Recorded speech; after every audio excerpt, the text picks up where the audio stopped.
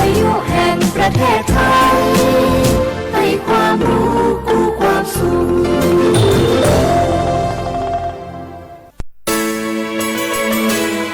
สถานีวิทยุกระจายเสียงแห่งประเทศไทยจังหวัดเชียงใหม่ AM 1476 กิโลเฮิรตซ์สถานีวิทยุภาคภาษาชาติพันธุ์แห่งเดียวในประเทศไทยที่มีความทันสมัยเชื่อถือได้สร้างอัตลักษณ์กลุ่มชาติพันธุ์สู่สากล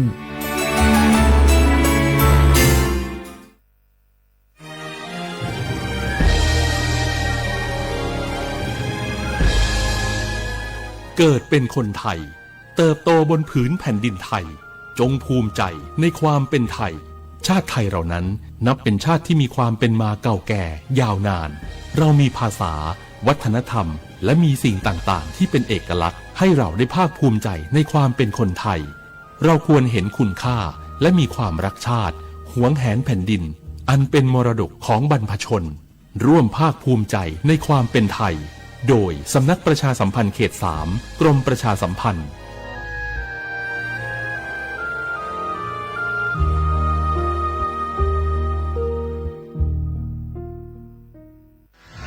เกาะติดหน้าจอรอพบกับรายการคุยกับเศรษฐาที่จะพาคุณไปล้วงลึกเปิดเบื้องหลังอัปเดตความคืบหน้าการทำงานของรัฐบาลและตอบทุกข้อสงสัยของประชาชนโดยนายกรัฐมนตรีเศรษฐาทวีสินคุยสบายๆแบบเป็นกันเองทุกวันเสาร์ที่ 3 ของเดือนเวลา 8 นาฬิกาถึง 8 นาฬิกา 30 นาทีเริ่มเสาร์ที่ 22 มิถุนายนนี้ทาง NBT 2 HD และสถานีวิทยุกระจายเสียงแห่งประเทศไทยทั่วประเทศบางคนเมื่ออยู่หลังพวงมาลัยก็กลายเป็นสิ่งนักซิ่งทันทีขับรถต้องเหยียบให้มิดต้องเร็วกว่าไกลแต่ยิ่งขับเร็วอุบัติเหตุก็เกิดขึ้นได้เร็วเพียงเสี้ยววินาทีการขับรถเร็วเกินกว่ากฎหมายกำหนดก่อให้เกิดอุบัติเหตุทางท้องถนนมีผู้บาดเจ็บและเสียชีวิตเป็นอันดับต้นๆในแต่ละปีเพื่อความปลอดภัยของตัวคุณเองและผู้ที่ใช้รถใช้ถนนร่วมกับคุณขับช้าๆแต่ถึงที่หมายชัวร์กันเถอะครับรู้รับปรับตัวฟื้นเร็วทั่วอย่างยั่งยืนปรารถนาดีจากสำนักประชาสัมพันธ์เขต 3 กรมประชาสัมพันธ์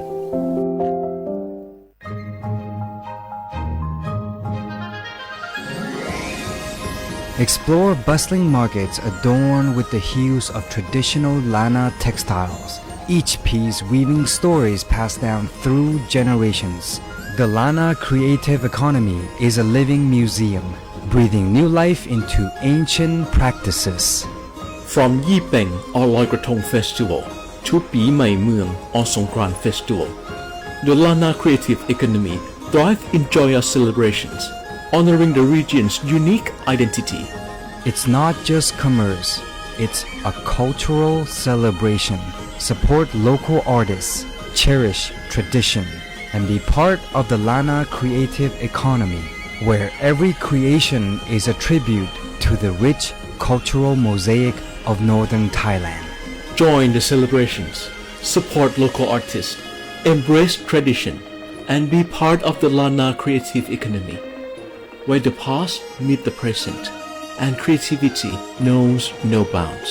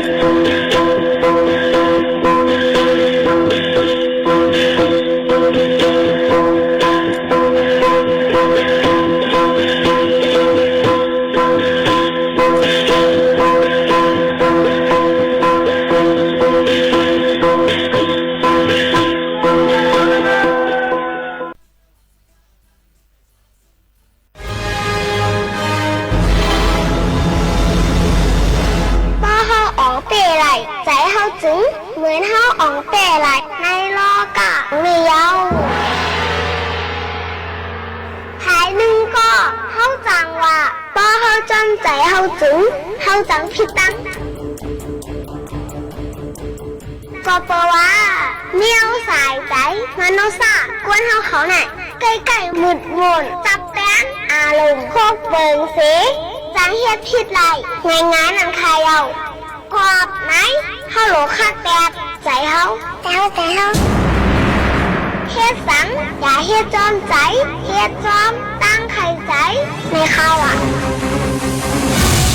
ใจไหนเฮาโหลฟึกให้อ่องเปมันพอเฮาอ่องเตะเสียงใจเฮาไหนเหมือนเฮางำปึงไหลโตเก่าแหละคิมฮอนเฮาเสียงใครเอาแต่เฮา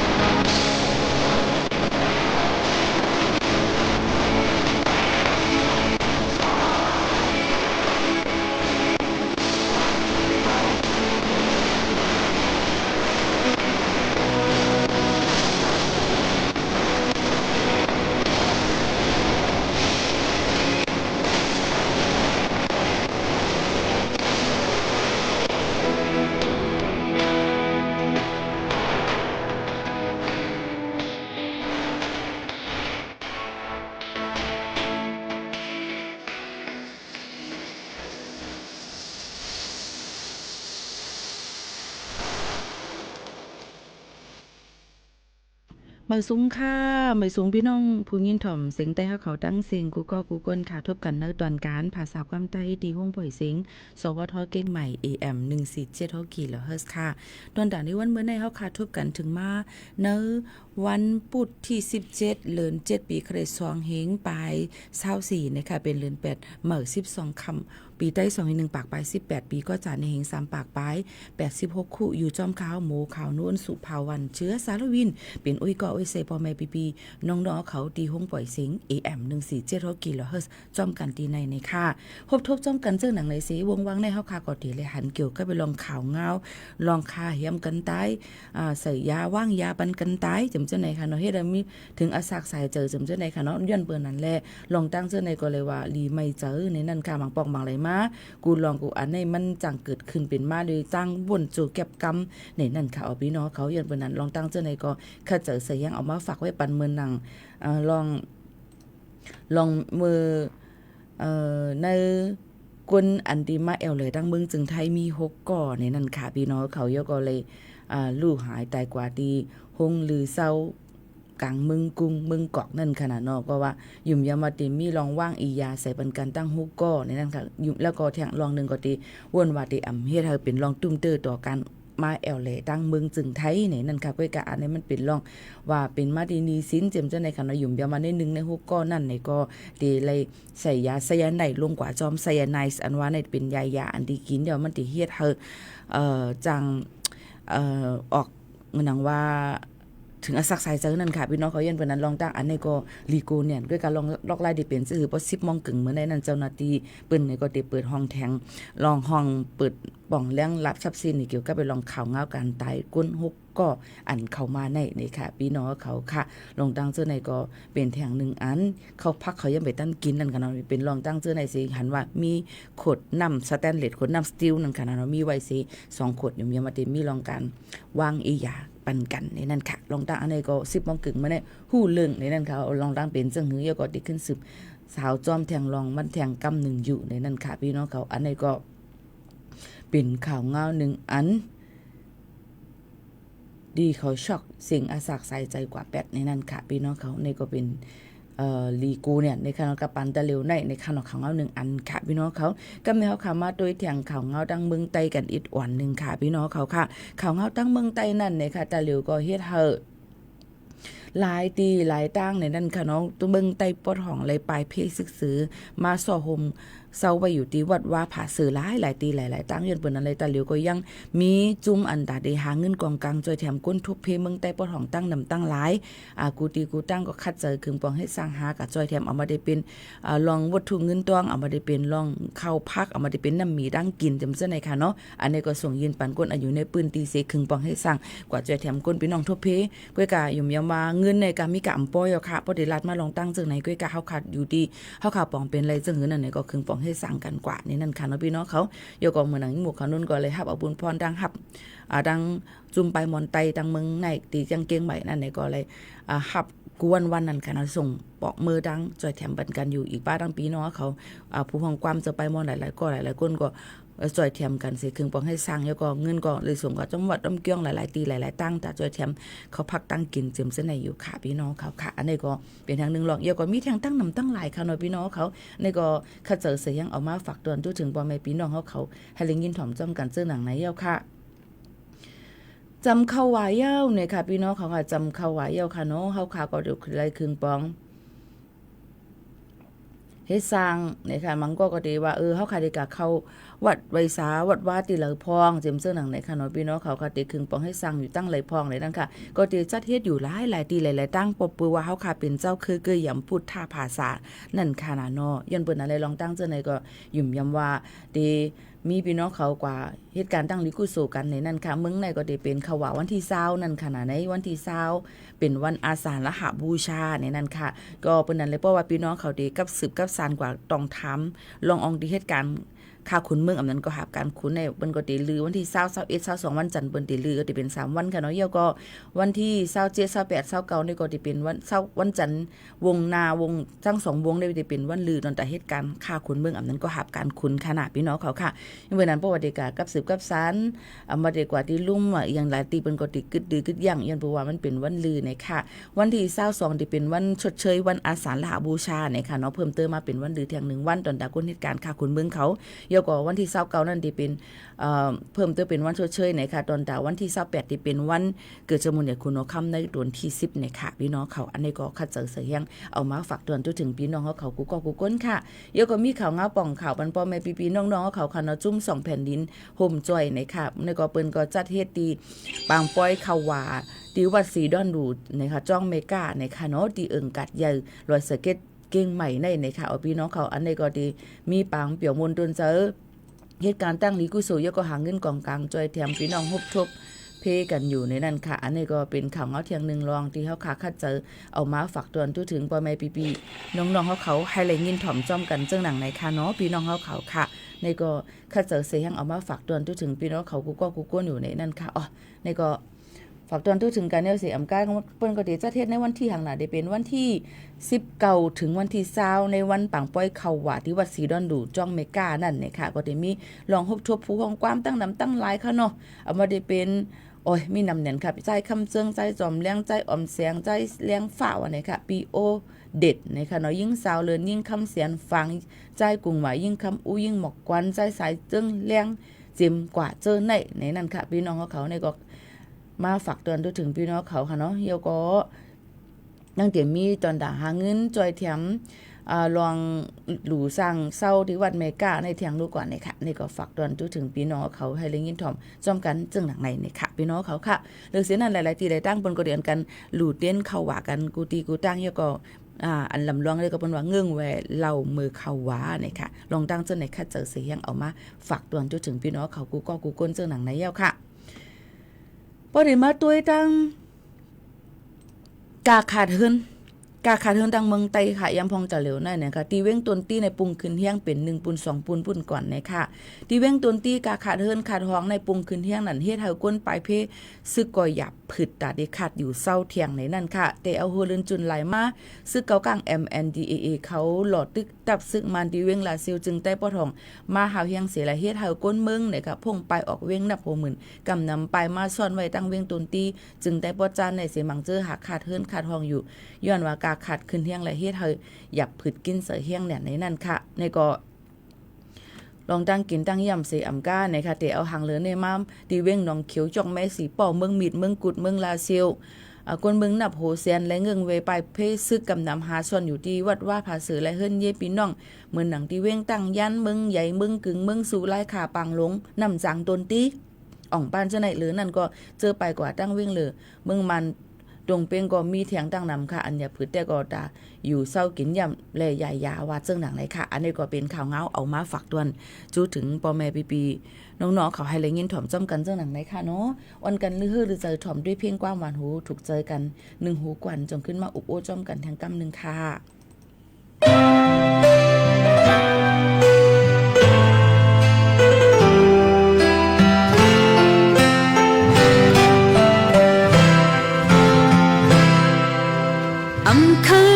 อโกหูกะตีไลหมอกเยาอำนัดก็หูอำเยามันได้เป็นลองไล่ทางเปิงหมอกอันหอมกี่พึ่งวันมาตอมปันจอมตีหินส่วนหมอกอย่าไปหานึกบ่จึงไล่หือแค่เข้ามาเลยนั้นคนหอกันสุนลงมาอยู่ก็บอกเขาเว้นเขาเลยอยู่มาพบเจอน้องเลยหักผักใจนั้นมีตั้งกังคือเพต่อโจยาวจะหักอันไว้ก็เลี้ยวนั่งอันจะกวนมอง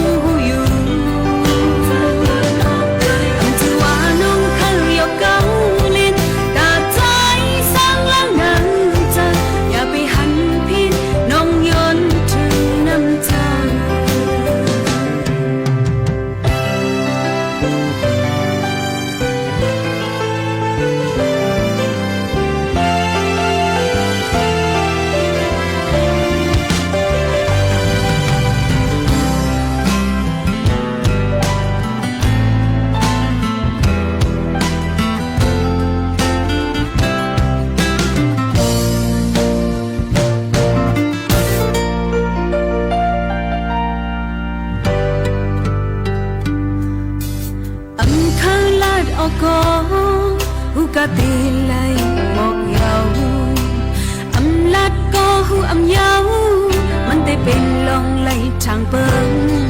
หมอกอันหอมกี่พึ่งวันมาตอมบรรจงตีหิมส่วนหมอกอย่าไปหาลึกพอจึงไล่หือแค่เข้ามาเลยนั้นคนหอกันเลยอยู่หือตาสุนแล้วไม่อยู่ก็มองเขาเว้นเขาเลยอยู่มากูเจอน้องเลยหักผักใจนั้นมีตั้งกังคืนเพียก็จะยาวจะหักอันไว้ก็เลี้ยวจะกดมองตุยหันนางเงินลองตั้งหักเล่ลองสนน้องหูอยู่อันที่ว่าน้องเคยยกเก้าเล่นตาใจสร้างลังนังเจออย่าไปหันพิษน้องย้อนถึงน้ำเจอนางจะกดมองตุยหันนางเงินสนน้องหูอยู่ใจโอยอันที่ว่าน้องเคยยกเก้าเล่นตาใจสร้างลังนังเจออย่าไปหันพิษน้องย้อนถึงน้ำเจออันที่ว่าน้องเคยยกเก้าเล่นตาใจสร้างลังนังเจออย่าไปหันพิษน้องย้อนถึงน้ำเจอ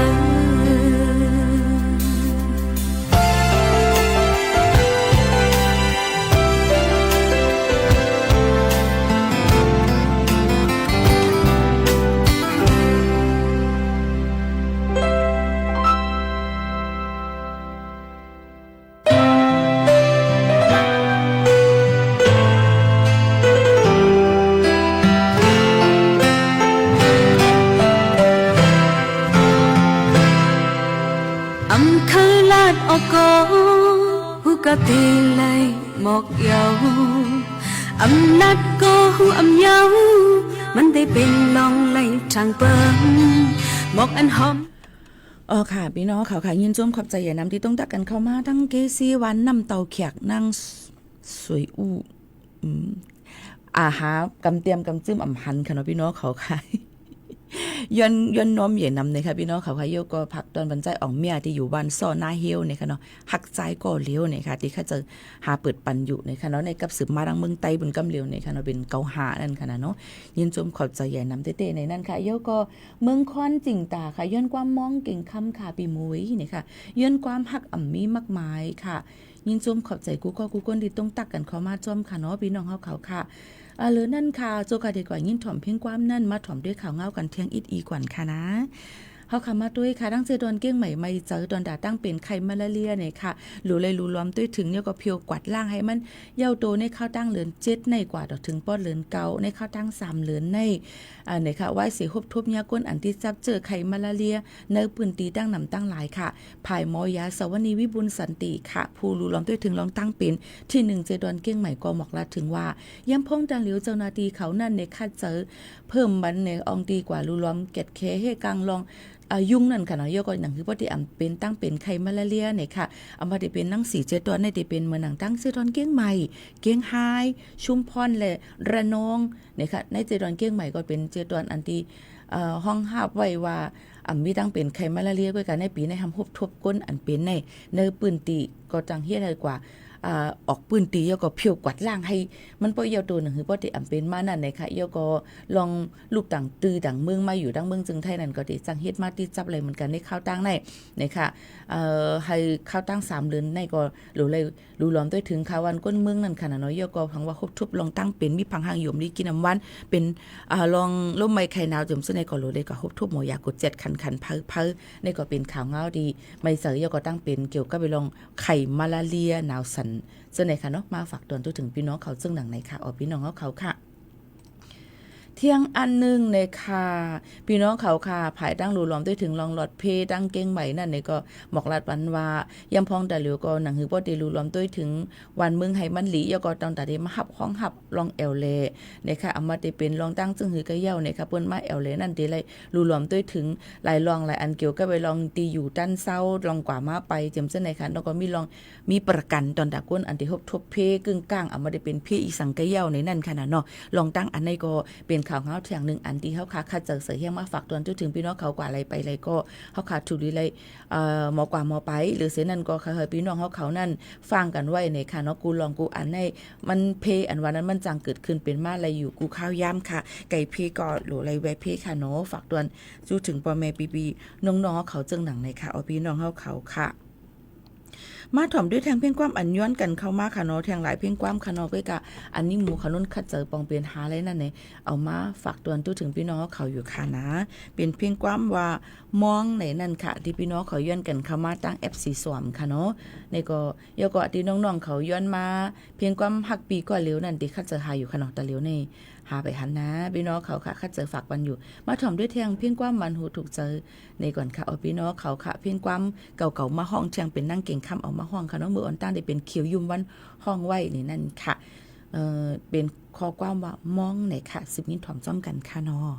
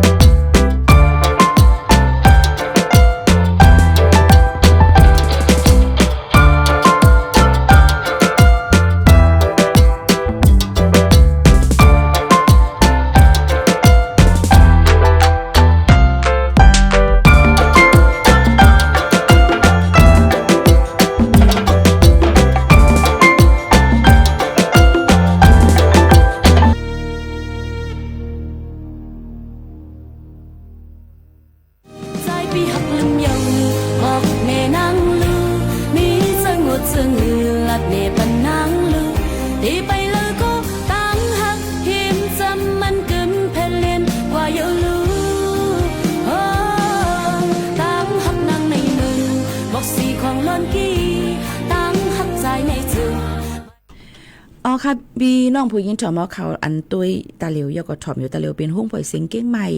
สถานีวิทยุกระจายเสียงแห่งประเทศไทยจังหวัดเชียงใหม่ห้องปล่อยเสียงเก้งใหม่ AM 147 กิโลเฮิรตซ์ค่ะ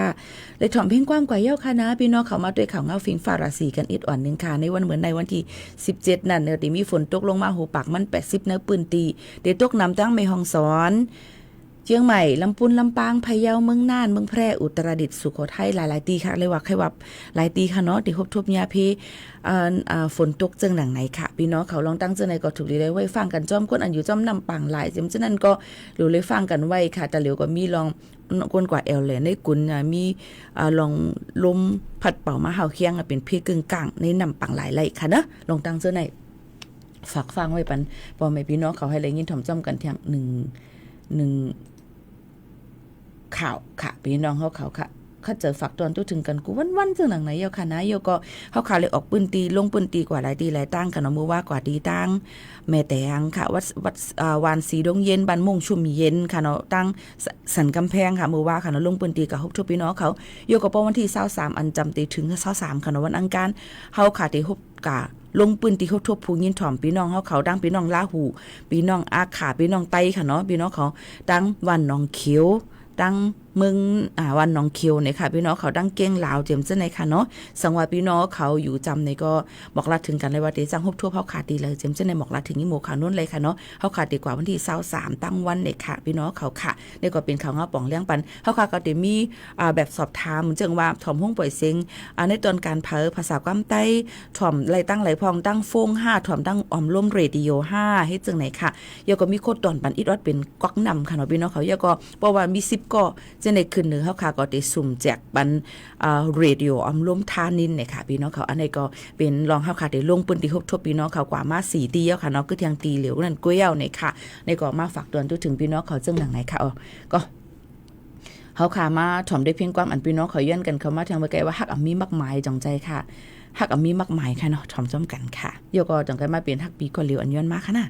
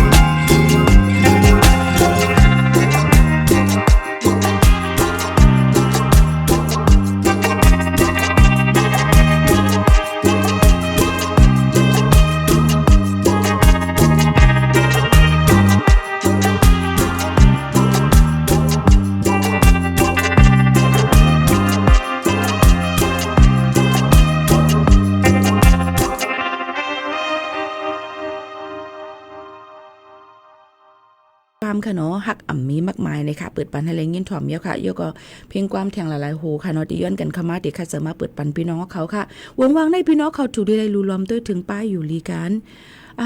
กูปอกก็มาอยู่ลีกินอ่ำวานเป็นนั่นเป็นในค่ะเนาะตั้งเป็นโควิด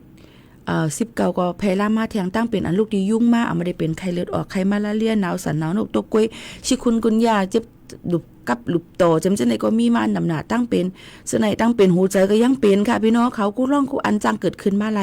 เฮาขาดถูกหรือไรมีเจอแก่นแข้งเฮาขาดถูกหรือไรรู้หลอมด้วยถึงป้ายอยู่ลีดีเอชุดมัน1 ปี 1 ปอกหรือไรกว่ากด7ป้ายอยู่ลีเฮาค่ะในนางยิงอาศัก30พาขึ้นหรือนึงแค่หรือไรกด7ด้วยตั้งเป็นแก่นสาเต้านมตั้งเป็นแก่นสาห้องลุกวันเจิมเจอในค่ะน้อยพี่น้องเขาค่ะลองตั้งเจอในเฮาค่ะก็ถูกหรือไรรู้หลอมด้วยถึงตัวเจ้าเก่าเที่ยงน้ำเตี้ยๆว่าเป็น2ปูนกำเดียวเนี่ยค่ะเนาะ1อาศักใหญ่น้ำมา1ตั้งเป็นรอกาก็จังน้ำมาถามว่าปีหมูเขานู้นมุกุปอกต่ำปีด่านนายมันก็เป็นจอมหนัง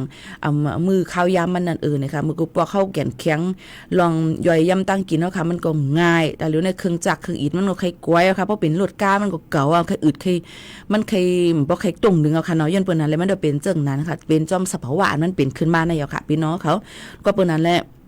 เพราะลาว่าให้กับซื้อกินยาอันลดยอม5เนี่ยอำจางกินค่ะเนาะเยาก็บางปองบางอะไรมาเฮาเป็นจังได๋ก็มา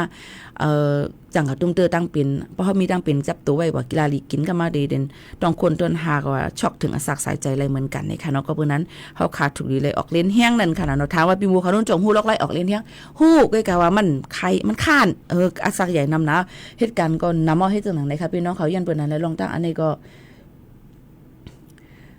มาฝากตอนถึงกันเจ้าหนังไหนเยาค่ะพี่น้องเขาค่ะเมื่อย้อนกล้ามกันเข้ามาหักจังก็หักใจก่อเหลียวน้องอยู่ดังวันน้ำเตาเนี่ยค่ะเนาะดังเกซีย้อนมาผันพิจัยของเมียอยู่ดังวันซ่อเนี่ยค่ะสืบถอมจำกันค่ะนะ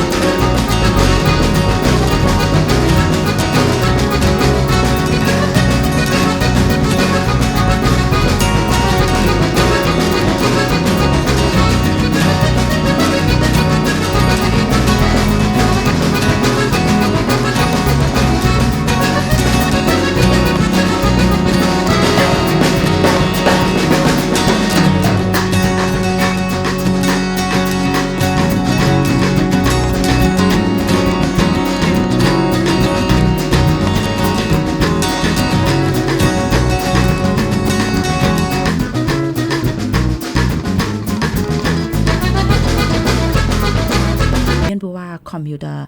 หรือห้องสูงในเปิ้นบันลงฟอนต์เจ้าคือยันบ่ว่ามันมีอยู่7เจ้าคือมันสุกสักไหนค่ะเนาะมันติปออะไรลิกไทยลิงเกรดให้ไหนกุ้ยนี่ค่ะเอาย้อนน้อมใหญ่นำค่ะนะ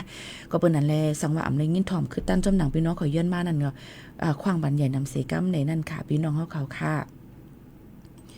เลยลาดกว่าหลายล่องหลายอันค่ะเนาะพี่น้องเฮาเขาค่ะอีโมขาวนุ่นลาดกว่าลองข่าวเงาฟิงฟ้าราศีลองอยู่สร้างกินเศร้ากว่าเยาในค่ะเนาะมีคนถามเกี่ยวกับเรื่องอยู่ยังไม่ได้ถามลองวัดเหมือในค่ะเนาะวัดเหมือในแต่เหลียวนั่นก็กับสืบกว่าที่ภายจุ้มบริษัทอันเปิ้นหับลงจื้อนั้นไว้ทากว่าในค่ะเนาะยันเปิ้นสั่งนัดเปิ้นนำไปเปิดเป็นตั้งการเต้ๆในนั่นค่ะก็พี่น้องเขาก็รู้เลยกว่าลงเสียนสายไม้จื้อไว้จำกับมันนี่พี่น้องเขายุ่มย่ำนั่นในนั่นค่ะเนาะแล้วก็มาฝากตวนถึงพี่น้องเขาเจิ้งหนังในจ้อมกันเจิ้งหนังในค่ะอยู่เป็นก็เซจ้อมกันดีในค่ะพี่น้องเขาเลยว่าบียาวข้าวหึงเด็ดๆนะคะบางวันก็ได้มีเพียงความน้ำบางวันก็ได้เปิดปันปืนหูตั้งหันน้ำเยาก็เมื่อวันจันทร์อังคารวันศุกร์วันปนมาอ่ำได้มาไลฟ์ย้อนบ่ว่าลงปืนตีกว่าหลายเซเว้งเนี่ยค่ะตั้งเจดอนเกียงใหม่ตั้งร้อยอินทนนท์ตั้งจอมต้องตั้งแม่กลางตั้งแม่วางตั้งแม่วินตั้งอารมณ์นำเนี่ยค่ะพี่น้องเจ้าคือฮุบทุบพี่น้องเจ้าคือหลายๆตีย้อนเปิดนั้นแล้วลองตั้งเจ้าในสังว่าพี่น้องเขาต้องตักกันเข้ามาหลายอันอ่ำจังเปิดจังลาดในก็อ่ำจังตักว่าพี่น้องเขาในก็ย้อนน้อมใหญ่นำเต้ๆว่าในค่ะพี่น้องเขานี่ก็เป็นทางหนึ่งลองตีมาฝากตวนจุดถึงกันเสื้อหนังในค่ะเนาะเย้าก็ย้ำพองตาเหลวค่ะพี่น้องเขาดูเรื่อยๆไว้ฟังกันเกี่ยวกับเลยลองคุณหยอกเรียนเนื้อออนไลน์เนี่ยค่ะเนาะยันเปิดสั่งหลายยันเปิดว่าลองหยอกเรียนเนื้อออนไลน์นั้นมันเกิดขึ้นมีค่ะพี่น้องเขานั้นฟังกันไว้อย่าปีลาลีอยู่เปิ้นง่ายเนี่ยนั่นค่ะเนาะก็ค่ะพี่น้องเขานั้นฟังไว้จอมเนี่ยนั่นค่ะพี่น้องเขาก็เปิดว่าหังหลาก็เปิดว่ามันหู้เลยว่าพอได้มาหยอกเรียนพมังก็ต้องปกอันเป็นว่านั่นค่ะในพี่น้องเขาใกล้มาหยอกเลียนนี้พังห้างลีห้างงามจิ๋มเสนค่ะเนาะมาหยอกเลียนนี้ก็ไม่ว่าเป็นก้นต่างจึงมึงหรืออ่อนสูกว่าแกนั้นแกในในก็มาทำหยาบนั่นค่ะเนาะมันดีหยอกเลียนกินกันนึกออนไลน์ก็มีก็ว่าก้นสู่เป็นก้นกุศลกรรมลีไลสู้อันนั้นอันไหนเนี่ยก็ฟังไว้ยก็เที่ยงอันนึงอย่าไปลาลีซื้อฟงอย่าไปลาลีซื้อคำในออนไลน์ค่ะเนาะยันเปิดสั่งแล้วเฮาหัวมันเป็นเตะก็ไม่ป้อเปิ้นเจอเฮาขาลอยเงินกว่าเยาในก็มาลื่นสุดมาเฮาอำไลมีพี่น้องเขาหลายก็หลายก้นต้องถามมาติงหมู่เขานู้นว่าจอยเทียมบันอีกนึงค่ะแต่เหลียวในพี่น้องค่ะก็ย่าพี่น้องเมกาออนไลน์เขานั่นขายโคเสเยาก็ฟงในก็ใจลอยเงินกว่าสูงมาปันถึงตาเหลียวคำใจลอยเงินกว่าปันสูงมาถึงตาเหลียวในลาดว่าใครฟงกับซื้อที่เสียงขายฟงใครคำกับซื้อที่เสียงขายคำในนั้นค่ะตัวหนังเสียงขายคำยังมีคำปลอมคำตู้ทางพี่น้องเขาลองตั้งซะในพี่น้องเขาถูกลีเลยไว้ฟังกันจอมเนี่ยค่ะเนาะเยาก็ว่าเป็นจังนั้นมาเมื่อพี่น้องเขาซื้อนั่นเขาก็หูจ้อมาหลักซื้อก็กับว่าไม่ป้อว่าย่ามาจังนั้นเยาในพี่น้องเขาก็พี่โมคานุ่นค่ะช่วยอีกนึงค่ะเขาขายย่าเป็นหยอกเลี้ยนเขาขาจังนั้นจังไหนเนี่ยพี่น้องเขาก็ที่ไหนพี่น้องเขาหลูเลยด้วยก่อนว่าก้นเจิ้งหือพองเลยค่ะเนาะติเตมันบอกใครเงินกะของกะคันถูกมันมีมึงกวนของไหนลีกะคันถูกมันมีขายค่ำกะคันค่ำมันก็นั่นขึ้นค่ำขึ้นล่วงกูวัน1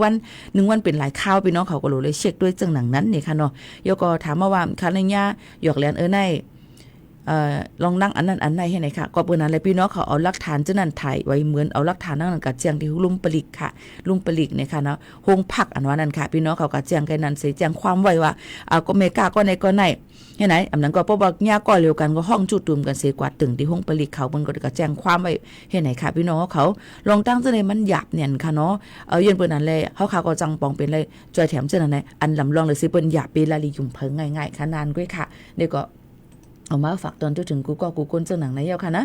ย้อนมาพิงความใจจอมเราคือเลยใจลมวุ่นในหามตันหันเยาในค่ะเนาะดีเอาเป็นใจจอมเราคือเหมือนกันก้อยกาวา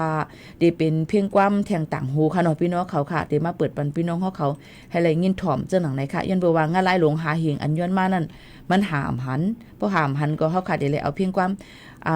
ใจจอมเราคือแทงต่างหูค่ะเนาะเอามาฝากตอนเฮอพี่น้องเขาเลยยินถ่อมค่ะนะสืบถ่อมจ้อมกันในค่ะเนาะในตอนการเฮาค่ะที่ในค่ะเนาะเยาก็ได้ผัดยันเมื่อดังเพียงความหวานหูถูกใจกันยาวในนั่นค่ะจ่องขึ้นมาหบมาทุบจ้อมกันเที่ยงค่ะเนาะพี่น้องเขาค่ะ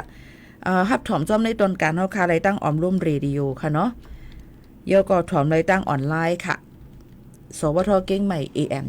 1476 กิโลเฮิรตซ์ค่ะถ่อมไรเจ้าหนังในค่ะเนาะตอนตาในวันเมื่อได้ขอบใจถึงปอแม่ปีๆน้องๆเขาสิ เฮาเลยอยู่ดีกินหวานก้างยันเพ่เขียนกันกูก็กูก้นตั้งหมดตั้งเสียงเสกำคณะผัดยันเมื่อดังเพียงความใจจอมเหล่าคืออันห้องไว้ว่าแต่หากน้องเลยเกิดเป็นก้นในนั่นค่ะสืบมินถ่อมเสผัดยันมือก่อนค่ะเมื่อสูงค่ะ